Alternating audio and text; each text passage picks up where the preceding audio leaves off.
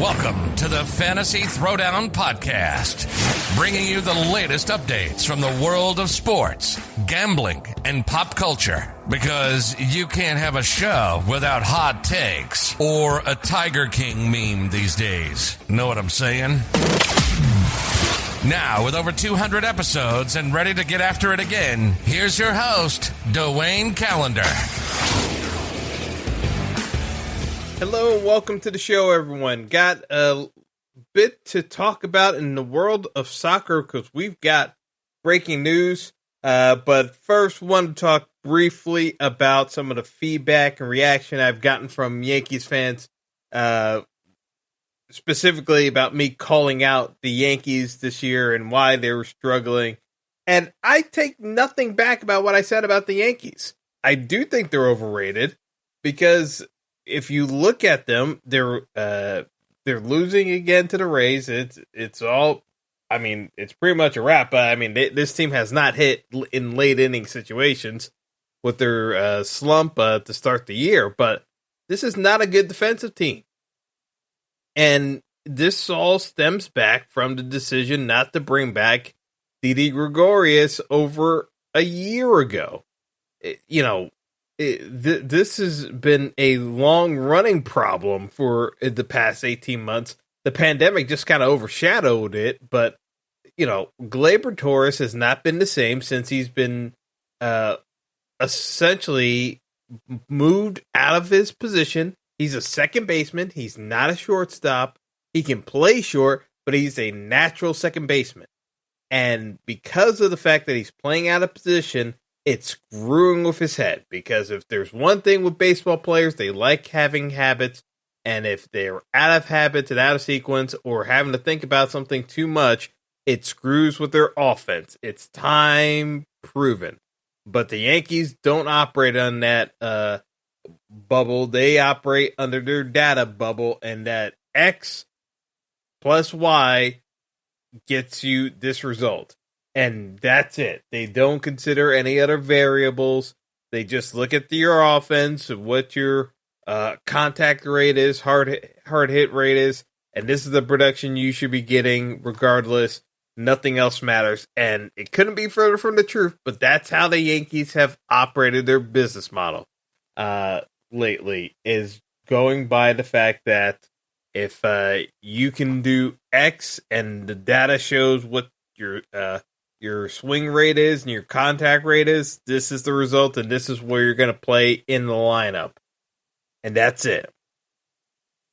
But you got a bunch of players playing out of position. Gio Urshela made a natural transition to third base.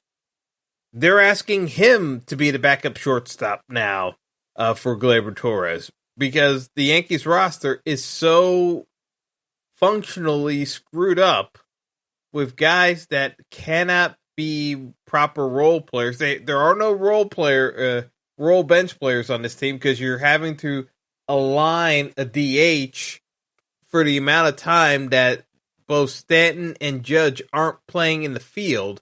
Stanton's a full-time DH, but he, these days, pretty much. But sometimes they rotate out Judge to be the DH and then put Stanton in for a handful of games. But Judge is playing way too many games at DH for his age. But because he can't stay healthy, that's why they keep DHing him. But you've got a bunch of guys clogging up the DH spot. You don't have proper infield positioning. The defense stinks. The pitching staff already had question marks, and they're underperforming. It's just a snowball effect that I don't see changing unless Garrett Cole leads the roster. And again, today, he had a couple of slip-ups and he got caught. And, the Rays took advantage. But that's the thing. If your Yankees aren't scoring 3 or 4 runs, the pitching staff is not holding teams down, and they're not built for that. Outside of Cole, this pitching staff is not built to hold down teams for 6-7 innings and 2 runs or less. They're just. But really, at the end of the day, it's still very early. But I said it yesterday, and I mean it, the ceiling for the Yankees is very limited. I don't see this team doing very well in a playoff series, and, I think there are ways of exploiting the weaknesses in the squad. If they can hit their way out of it, yeah, which works against certain teams, but most teams have started to build out more well-rounded rosters using analytics. The Yankees are using analytics and just emphasizing one portion of the equation.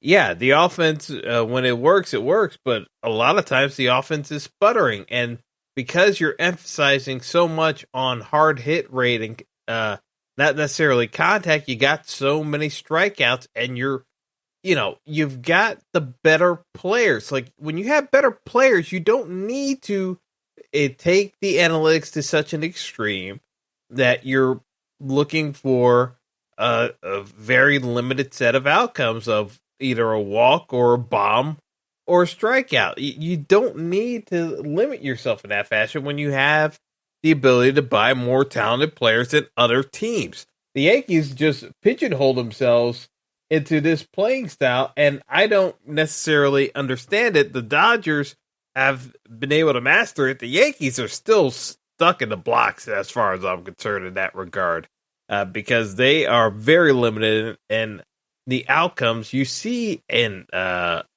many cases. But like I said, a lot of parts that don't quite fit at the moment, and they need to make adjustments. But the Yankees, still kind of being stubborn about certain things. But Gleyber Torres being moved back to second would be at the top of my list, at least to get some semblance of normalcy with the team defense again, and then work from there with the starters. But now let's transition over to what I really want to talk about today, and the news of the day, realistically. And I know this is tough for some of you to admit, and you don't understand the sport, but soccer is the world's game. It is the most popular sport in the world, bar none. Head of basketball, baseball, the NFL, it is soccer without question. It's not even close. So today, you had a PR announcement of 12 of the largest European clubs in the world announcing that they are going to form their own Super League, like called the European Super League. Very inventive title, but it would be comprised of the founding members, which include AC Milan, my Arsenal team, Atletico Madrid, Chelsea, Barcelona, Inter Milan, Juventus, Liverpool, Manchester City, Manchester United, Real Madrid, and Tottenham Hotspur. Let's digest this for a moment. You've got 12 clubs basically saying they're going to break away from UEFA and FIFA and the current model of Champions League soccer, which is the most prestigious tournament in the world. They're going to break away from that and form their own league because they are not happy with the revenue structure of the current Champions League format being skewed to lower level clubs, and that they want more of the financial pie from any TV contracts and media deals. And so they decided to form their own league in retaliation to that.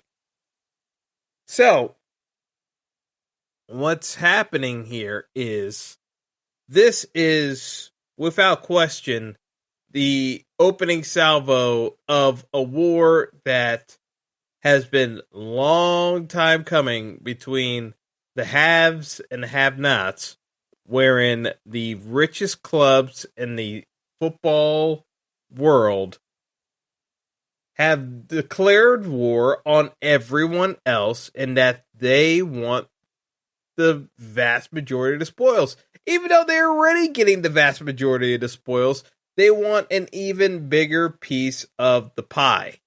So, what does this actually mean? Because we've had discussions of a separate league for years now, and it's always been shot down. But this is the first time that they've actually gone public with it, and their intentions of going public with it, which tells me that they are pretty much done with the formality of how they're going to execute it, because there are already talks that Juventus basically was working the back channels with DAZN.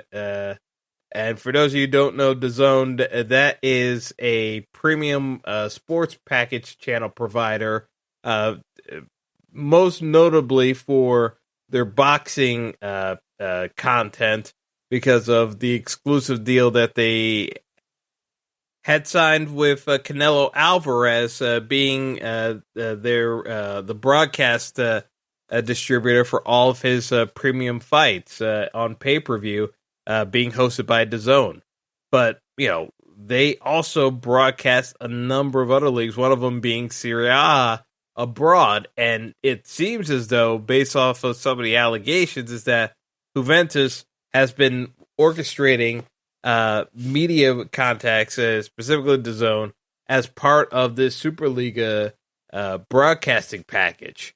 But, what does this all mean? It means that the richest clubs in the world have declared war on the governing bodies, namely FIFA and UEFA, which runs the Champions League, stating that they are too big to fail and that they can do this without them.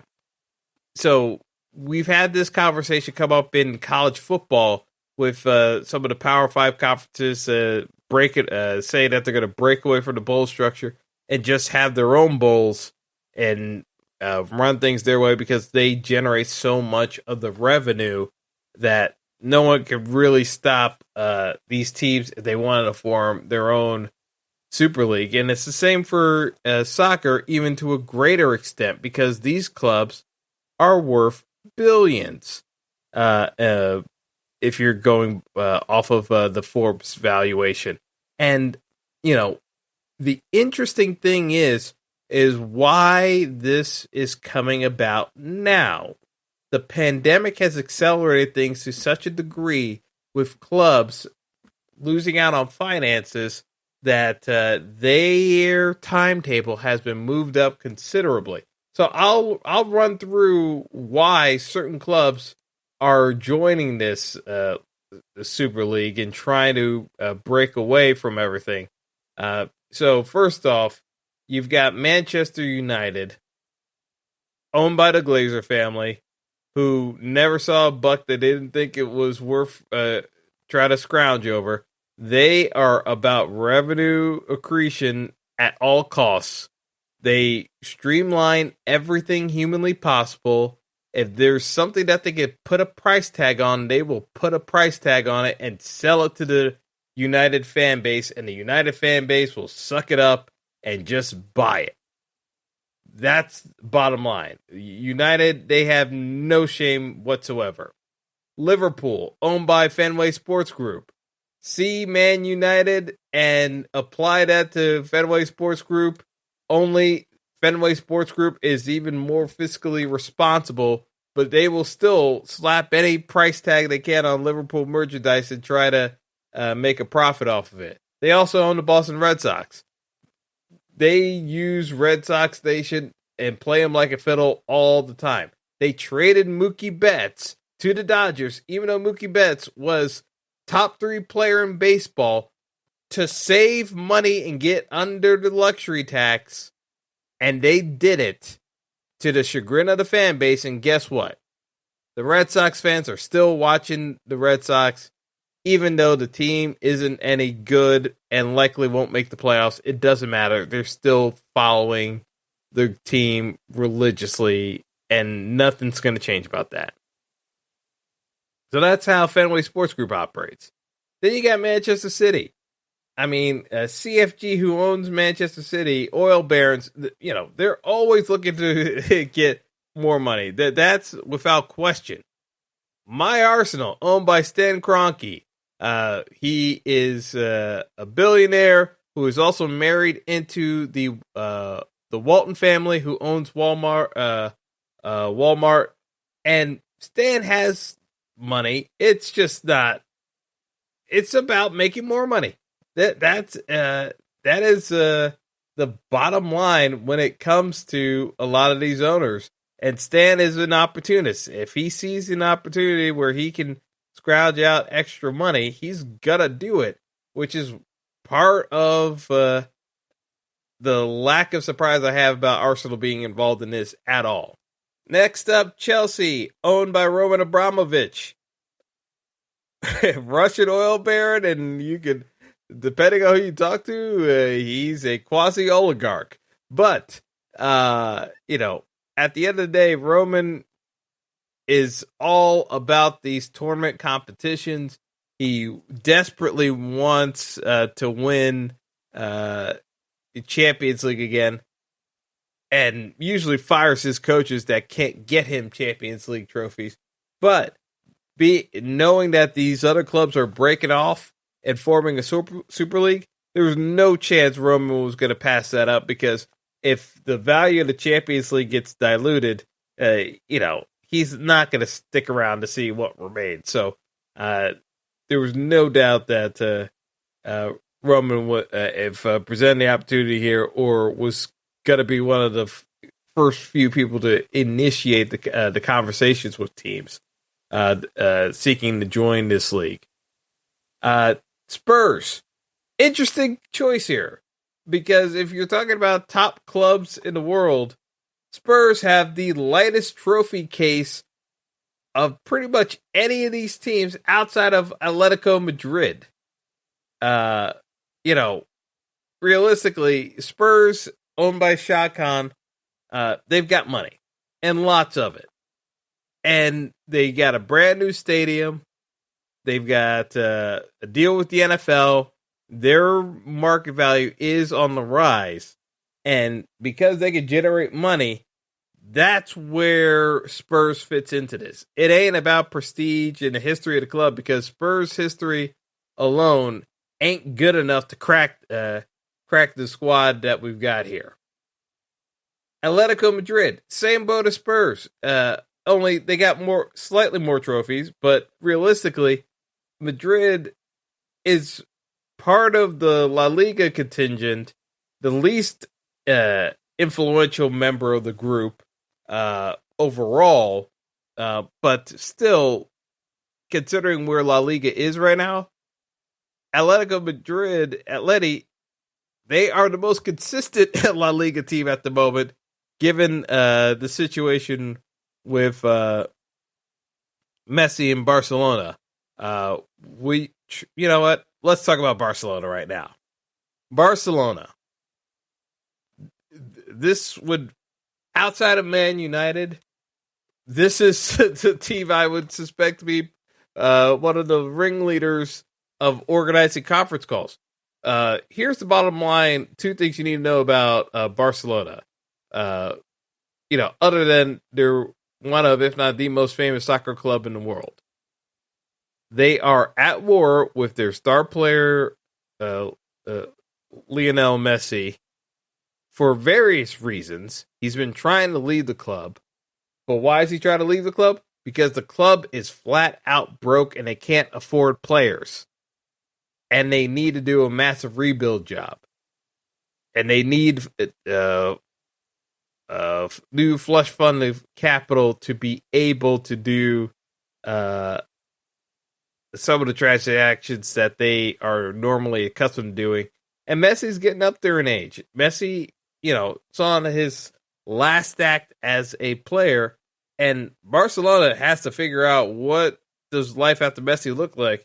And guess what? It ain't pretty from a financial standpoint because of all the money Messi generates. Barca has to reinvent themselves. So, yeah, being part of the Super League does just that, because of the amount of money that will go into their coffers to make this work. then Real Madrid. They were kind of in the wilderness with Barcelona, and Real pulled themselves out. And again, part of this contingent that keeps talking about it's not going to impact domestic leagues, it's absolutely going to impact the domestic leagues even more extensively than what was originally reported. So, it's one of those things where you've got a team in Madrid. They know the other La Liga clubs have been approached by this, and they're kind of going along with it. That brings us to the Serie A clubs between Inter, AC Milan, and Juve. Juventus desperately wants to be CFG. They've bought their way into Serie A titles even more than what City did to win the Premier League back in 2011. Juve, again, they could easily not get any benefit from the engagements that they've tried to do with marketing partners and getting themselves more of an established base. But this basically was the fact that Juventus looking to make more money. And then you've got Inter and AC Milan still reeling from the match-fixing scandal that rocked Serie A over, I think it's actually a decade now, given a timeline. But, Serie A fell off the face of the earth in terms of relevancy over quite some periods of time. So I would have to catch up on Serie A the last couple of years. But, the modus operandi for Inter and AC is the fact that they need to make back up some of the shortfalls that they've got.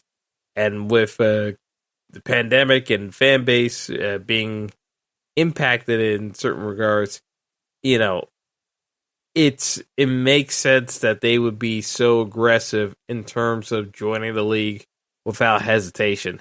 That's why I think there's another bit of news to drop that's going to be the kind of game changer out of all of this. So the way it works is that, these 12 teams, they say that there's another 3 teams looking to jump in for access to the potential windfall of being associated with this league. I mean, Arsenal,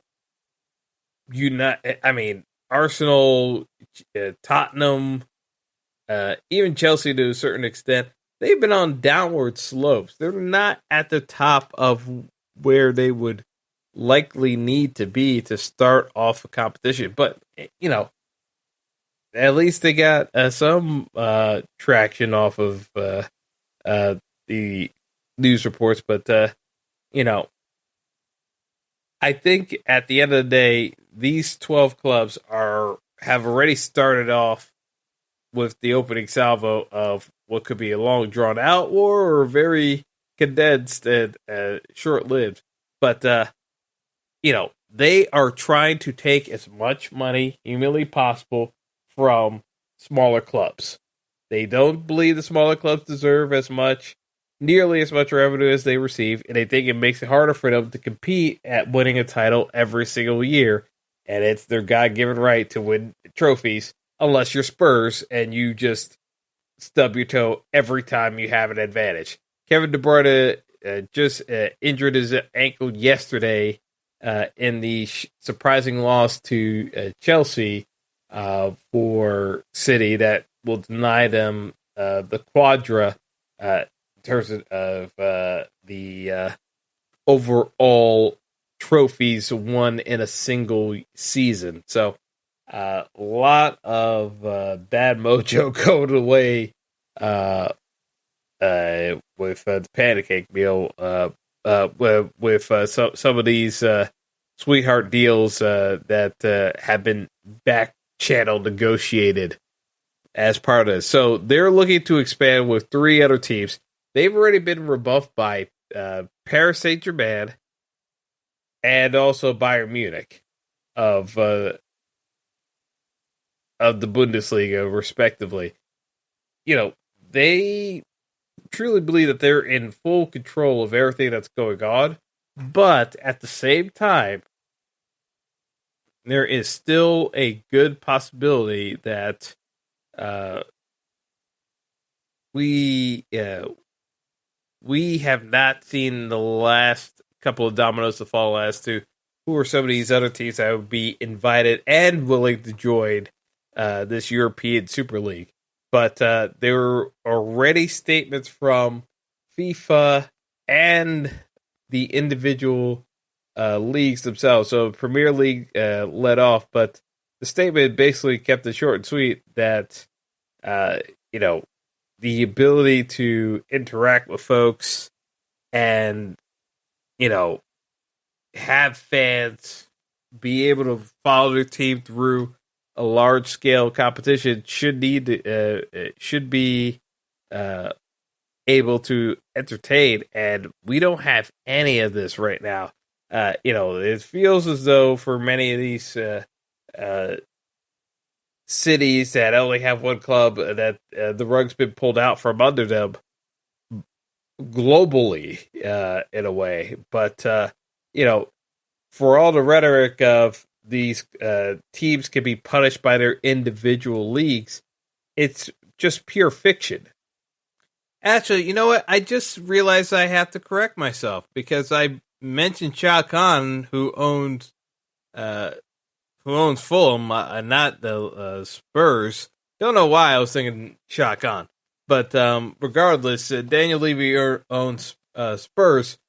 But again, these teams are not going to be held accountable by the leagues because here's the thing: it ends up being cut off your nose to spite your face. Because if the leagues relegate or restrict these top clubs, it almost essentially puts their own very profitable, lucrative television contracts in jeopardy because you would have been potentially in violation of not providing the fans with the premium products, and that means all of the teams. So it almost works on an honor system, which these top clubs know they don't have to necessarily abide by. And, if you're asking a television network to appeal to the better senses of folks, I'm sorry to be the bearer of bad news, but these teams can cut deals with the broadcast networks, for their own Super League, and the networks are going to go after it because they don't want to risk missing out on, what could be, again, the largest financial windfall in terms of a sports league ever. So, again, would I expect the sports network to operate with integrity and respect for other clubs? Absolutely not. This is a money grab. I've laid out pretty much a couple of these cases why these teams just grab for some financial means no matter what, and call it a day. But this story is not going away. Fans can shout and holler all they want, but these bigger clubs hold all the cards because they have the name brand recognition, they have the power recognition. It's just the application of what everything has been going down. I hope it's a sign that maybe some of these clubs may start thinking about it, but I highly doubt it. I think we are headed towards no less than chaos the next couple of weeks as some of these individual leagues die down a bit. But, very much a concern over some of these combinations. So, I'll leave it there, but FIFA and UEFA can challenge or threaten to challenge all they want.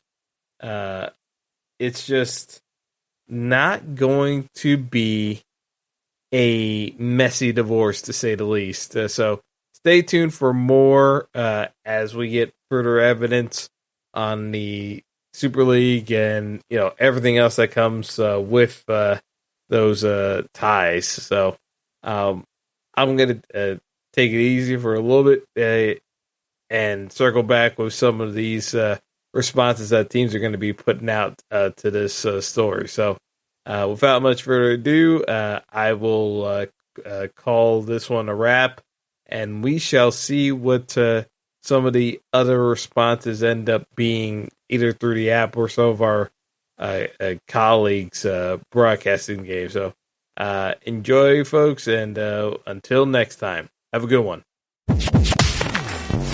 Thanks for listening to the Fantasy Throwdown Podcast. Be sure to like and subscribe to the show on Apple Podcasts, Google Podcasts, and all other major outlets.